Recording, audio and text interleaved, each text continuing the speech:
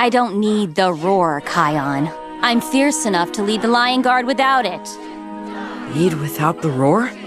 Only one who is willing to let go of the roar completely Can truly master it.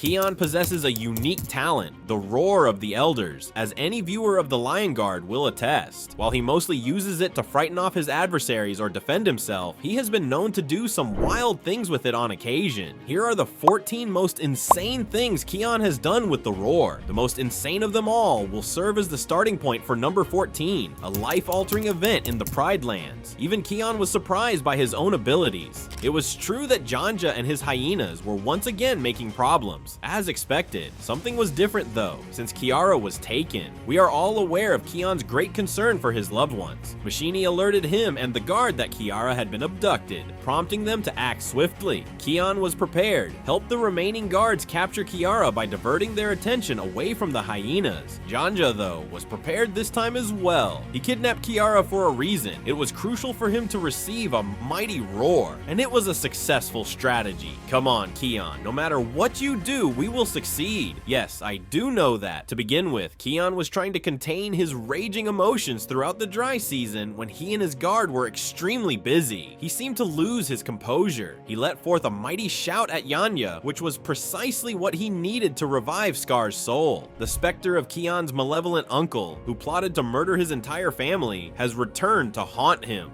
Oh, it's me, Scar. This was no ordinary squawk either. Just now, because the Outlanders now had Scar, a new war broke out. It appeared as though he had more brains than the hyenas. Thus, Scar returned with more effective strategies to wipe out the Pride Lands. Number 13 on the list is the intention to abduct Zazu in order to learn all of the Pride Land secrets. The Lion Guard saved Zazu once again, which was a blessing, but this time the hyenas were ready and they built Zazu a cage.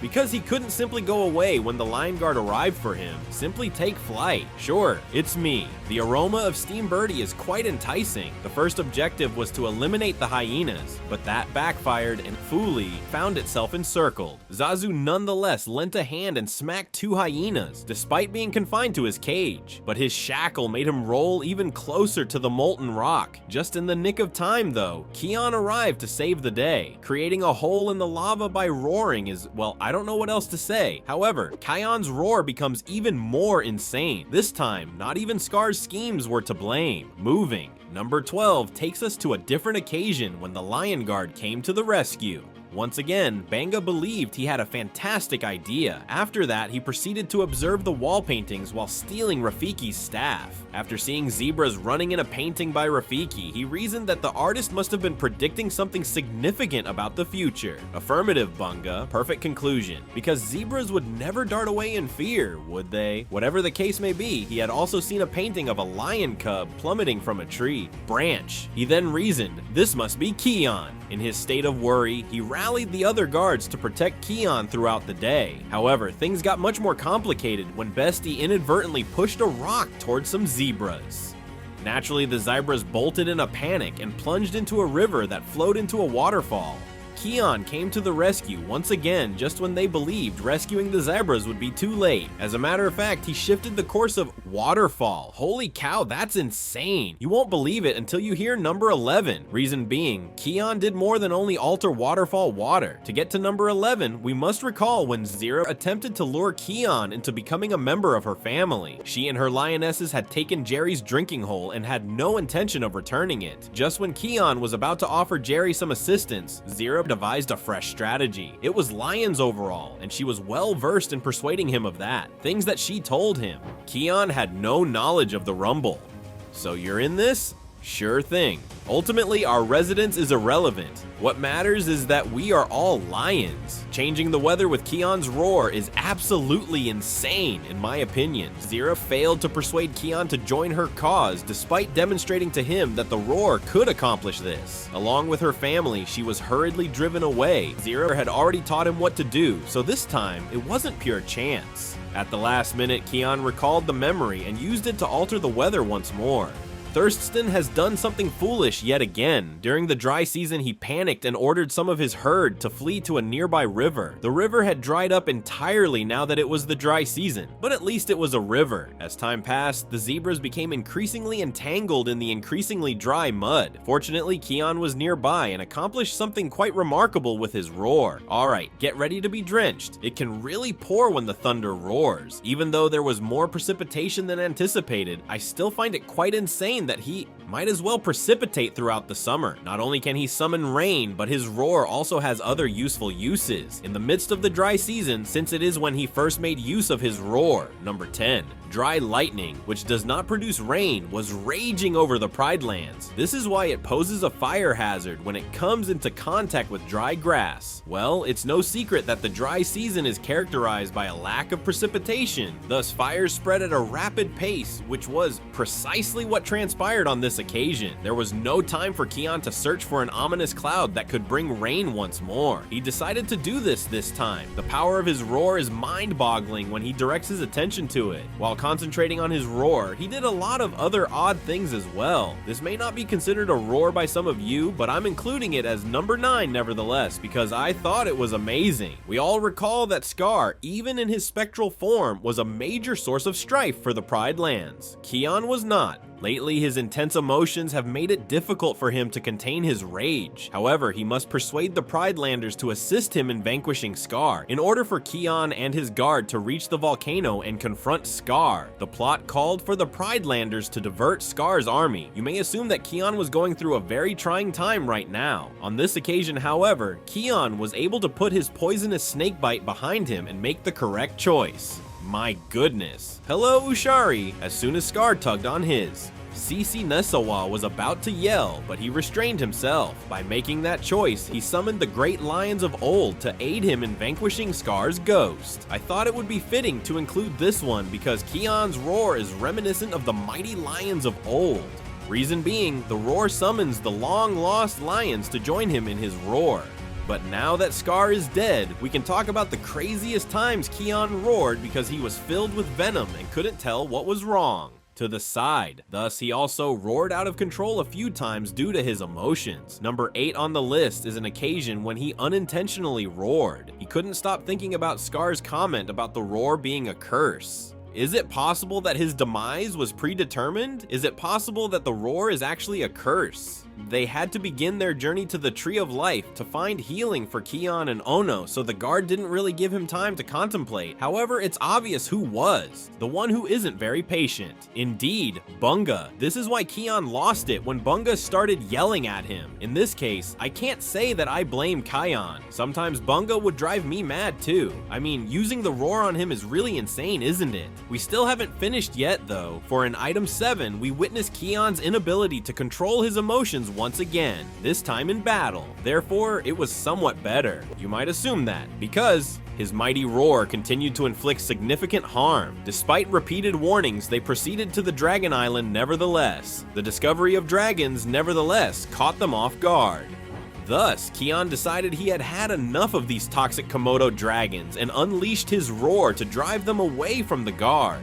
However, he was distracted. It was done while he was furious. With that, he could do more than just shout the dragons away. Nah, he scared the water away with his roar. No one could afford to remain motionless while they were still reeling from the shock, for by this point the water had already circled back to them. A massive tsunami swept over. However, in the end, everything was alright. On the other hand, the Komodo dragons were just okay too, and they resumed their assault. The 6th most insane thing Kion does when roaring is once again the result of these dragons. For the reason that Kion raised the entire ocean away, he also obliterated their only means of escaping the island. However, the time they had to plan their departure from the island was so limited that the Komodo dragons discovered them and my dolphin pals are back. Kion realized he hadn't used his roar to its full potential after all other options had been exhausted, but he was patient this time, and here they were, certain that they would never lay eyes on another dragon. However, boy, were they mistaken. He unleashes his wacky yell once more on them. I believe it is necessary to address his actions upon reaching the Tree of Life, so we may return to that topic at a later time. Now let's talk about number 5. We return to an era when Bunga relied on his gut instincts once more.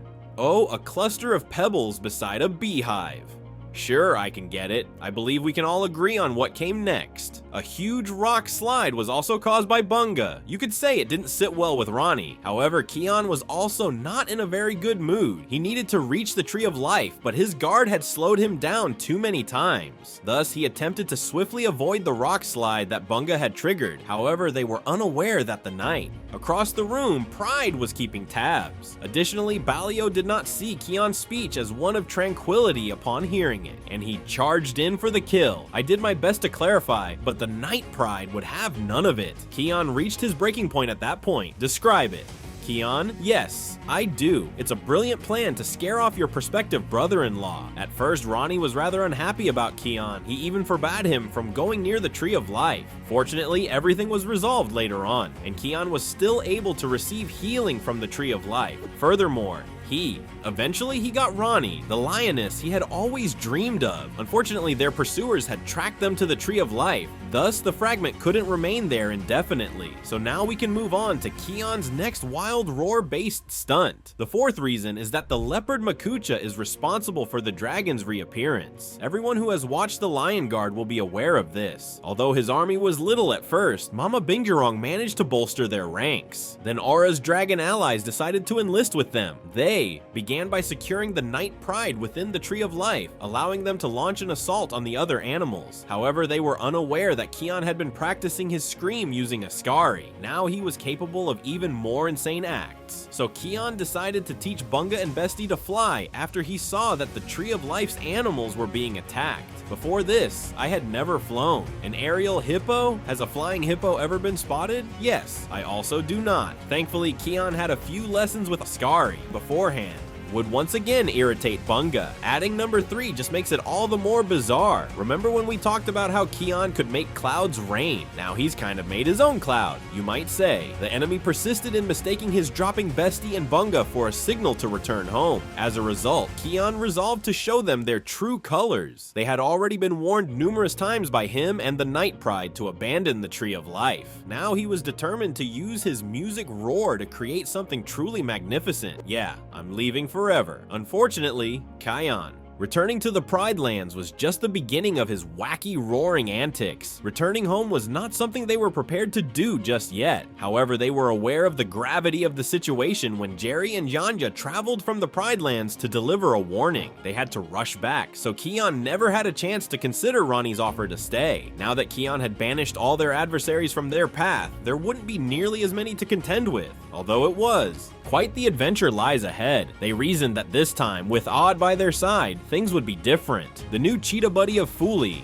Odd, also offered some ideas for quicker routes. The cheetah way, which means as quickly as possible, was always his strategy as a traveler. But cheetahs aren't exactly towering over anything, so when Azad revealed that the quickest route was down a narrow canyon, everyone was concerned that they might have to abandon Bestie. Fortunately, Kion had turned the roar into an art form under Ascari's guidance. Yes, I noticed that too. Hello, Kion? His roar shifted 2 entire mountains. I can't believe it. The wild things he has accomplished with his roar are far from over, though. Next up, we have number 1. That one is absolutely astounding. I understand. By the time they returned to the Pride Lands, all of the issues they had set out to resolve had been resolved. Another issue, however, had emerged, because Vitani recruited a fresh Lion Guard to watch over the Pride Lands while the old one was out of commission. After being promoted to the position of guard, they didn't give much thought to, thinking about giving up. Having a competition was the obvious solution for Kion's guard, who obviously disagreed with everything. However, Vitani lacked the necessary roar. That was precisely what left such an impression on Kion. Remembering Ascari's comments, he came to the realization that Vitani could fight him fiercely even without roaring, a devoid of roar. Mastery of the roar is possible only for those who are ready to let go of it entirely. That's correct, Vitani. He relayed the roar to Vitani while keeping it in mind. Neither its function nor the significance of having fully mastered the roar were clear to Vitani. However, Kion was more than happy to show her. The subsequent bizarre event occurred at that moment. Yes, I did notice that. Just by roaring, he raised Pride Rock. I really hope he didn't manage to awaken Kiros' spirit on this occasion. Those are, in my opinion, the 14 most bizarre uses of Kion's roar. Leave a comment telling me if you think I omitted any. However, after countless viewings of Kion's roar, I thought you might be interested in hearing his whole story. Well, you're in luck today, since I also made a documentary about Kion's life. This is only a small sampling of the many incredible things Kion accomplished with his roar. Be sure to watch that one as well. I also made a video detailing the 12 most baffling events in the history of the Lion King. So there's more good news if you're still not satisfied with videos in this manner. In order to ensure that you do not miss anything, please click the notification bell. I'll see you again when we have more new videos.